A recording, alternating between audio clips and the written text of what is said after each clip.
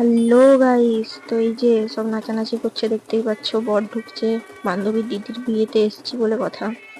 তো প্রচুর লোকজন রাস্তায় মোড়ে দাঁড়িয়ে আছে, চার মাথার মোড়ে বর ঢুকবে বলে। তো এই যে বরের গাড়িও চলে এসছে কাছাকাছি, দেখতেই পাচ্ছ সবাই কেমন আনন্দ করছে। তো এই যে এটা কোলবর, আর তার পাশে বসে আছে নতুন আমাদের জামাইবাবু। তো এই যে বাড়ির সামনে বরের গাড়ি ঢুকে গেছে, সবাই ভিড় করে দাঁড়িয়ে আছে চারিদিকে।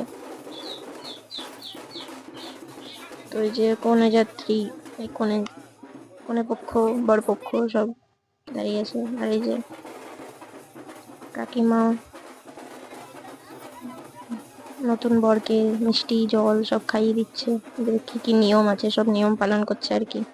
মিষ্টি মুখ করালো, জল খাওয়ালো, তো ফটো তোলা তো বাকি আছে।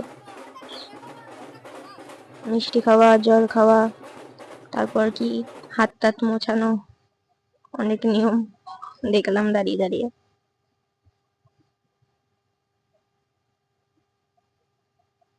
তো এই যে এটা হচ্ছে সুচন্দ্রার দিদা। তো নতুন জামাইবাবুকে একদম মিষ্টি খাইয়ে একদম গালমাল ভরিয়ে দিয়েছে। এবার সুচন্দ্রার ঠাকুমা মিষ্টি খাওয়াতে এসছে, কিন্তু মিষ্টি খাওয়াচ্ছে না, একটু মজা করছে আর কি।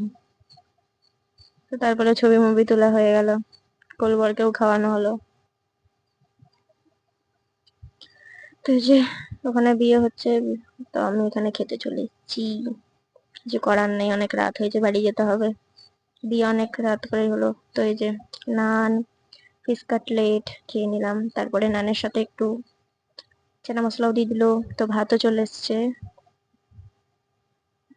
তো চানা মশলা দিয়ে বাকি ছিল, একটু ভাত মেখে খেয়ে নিলাম। তারপরে এসছে ভেটকির পাতুরি। আহা, তো পাতুরিটা একটু ইয়াম্মি ইয়াম্মি খেয়ে নিলাম, ভালোই হয়েছে খেতে। তো সবাই দেখছে বলে একটু কেমন লাগছেও। তো এই যে গরম গরম মটন চলে এসছে, অনেক কিছু রেসিপি করেছিল, আমি নিয়ে নি, অত পেটে জায়গা নেই বলে। তো মটন কষা, নরম নরম মাংস দিয়ে একটু ভাতটা খেয়ে নিলাম। অল্পই ভাত নিয়েছিলাম, পেটে অত জায়গা ছিল না। তো এই যে পাপনি, পাঁপড়, চাটনি সব দিয়ে দিল। টেস্টি টেস্টি করে পেট ভরে খেয়ে নিলাম। আর তারপরে তো এই যে মালাই চমচম, আহা, এই জিনিসটাই আমার ভাল লাগে মিষ্টির মধ্যে।